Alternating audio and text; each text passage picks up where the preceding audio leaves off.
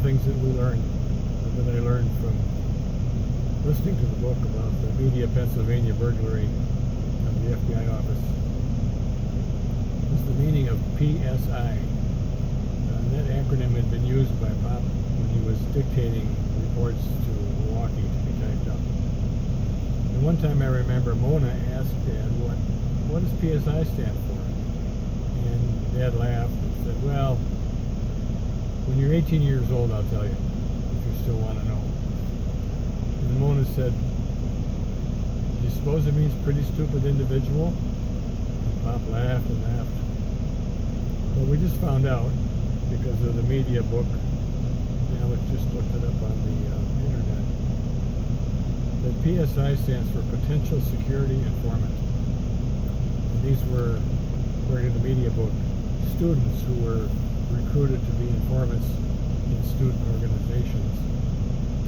And I don't think I'm far off by assuming that Mona's pretty stupid individual comment may be very close to my Pop's thoughts about that being a pretty stupid idea, PSI, pretty stupid idea to put student informants in student groups.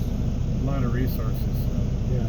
Well, the media office burglary showed that 40% of the agent's time in media were used to monitor what may have been, according to Hoover, subversive groups or individuals, and it diverted much valuable time and energy from fighting and preventing and apprehending criminals, people engaged in criminal activity. I think I said that Hoover was, Dad said that Hoover ran the organization as though it was on a wartime basis, 24 hours a day, 7 days a week. Always had to be ready to go, and that wore people out. And in addition to which, there were all these layers of regulations, so many that Dad said that literally you couldn't follow all the regulations without being in violation of something at a time or another. And to illustrate that, he told me that he imagined that he might one day encounter a very clever criminal who he was arresting, and in the process of arresting, he would be pointing a gun at him and saying, okay, you're under arrest. And the clever criminal would say, wait a minute, I have an understanding that the FBI has a lot of regulations. You're holding a gun on me, but isn't it true that one of the FBI regulations is that you cannot shoot a gun unless you've been shot at first? And my dad said, yeah, that's true. And the clever criminal would say, well, I see that you're probably about 45, 50 years old, and I'm 25. I can outrun you, so if I just turn around and run, I don't think you're going to shoot me, because you'll be in violation of the FBI regulations. To which my dad would say, well, you know, you're right, you're pretty clever, but if you know that there's a regulation that prohibits the FBI from shooting until they're shot at, you also know that it's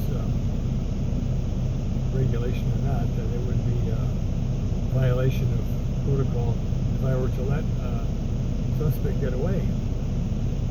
If I were to violate the regulation about shooting you, I might lose my job, but if I were to let you get away, I would lose my job. Well, think about it. If I'm going to lose my job, wouldn't it be better to have lost it shooting you than letting you get away? Now, do you want to run or do you want to stand still? Anyway, that's the sort of way in which Dad illustrated how these regulations overlap and made it hard to operate. Did I talk about the Black Feather yet? Okay. Yeah. I did that already. Well, we'll start with the early one, like the early memory of the pinball machine. Okay. In the bus station. Yeah. One day, when I was about 5, 6 years old, a wonderful object arrived at our house beside of Madison, 30 North 4th Street. A truck pulled up and unloaded a full-size pinball machine. And my dad was astounded at this. And I found out later the story of it, but in the meantime, we put the machine in the basement. And Don and I played it over and over and over again. You had a little key that opened up the door. You could take the coin out, put it back in, and play as long as you wanted. It had lights that flashed, and it had pinging sounds, and it had silver balls and bumpers, and it was a great deal of fun. Well, we wore it out, and after it broke, we took the carcass of it, the wooden box into which this pinball machine was contained, about 4 feet long by maybe 2 feet wide, and put it in the backyard and covered it with a screen. And underneath that screen in that box, Don and I kept frogs that we gathered down at the swamp down by Johnson Street. Later I found out that the pinball machine had been delivered unasked from somebody in Madison who my dad was, if not investigating, at least he was keeping track of. My dad had been in a warehouse where all these pinball machines were, talking to the potential suspect, and he said, you know, my kids would really love a machine like that.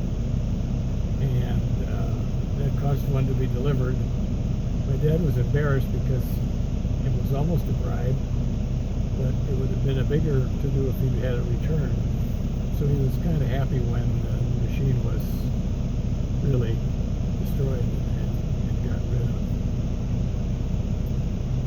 Another event that happened when I was young, probably within a year or two of the pinball machine, was I ran into my dad in an unusual circumstance in the bus station in downtown Madison. I used to cut through the bus station to go from the YMCA to my bus stop. I would just go right through it, run down the stairs, run out the back where the buses came in.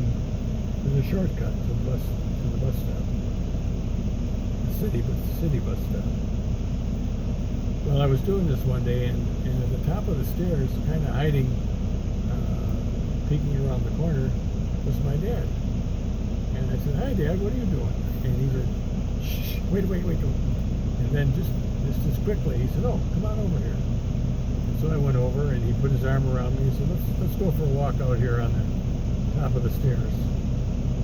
And what he was doing, he was following a suspect, making sure that he got on the bus.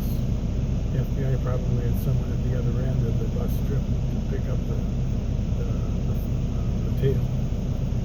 But he was nervous about being spotted, that's why he was hiding. But he said with me standing next to him, he looked like a normal person at a bus station, and it wouldn't be a problem if we stood out in the open and watched the people getting on the bus. So I helped the FBI out that day.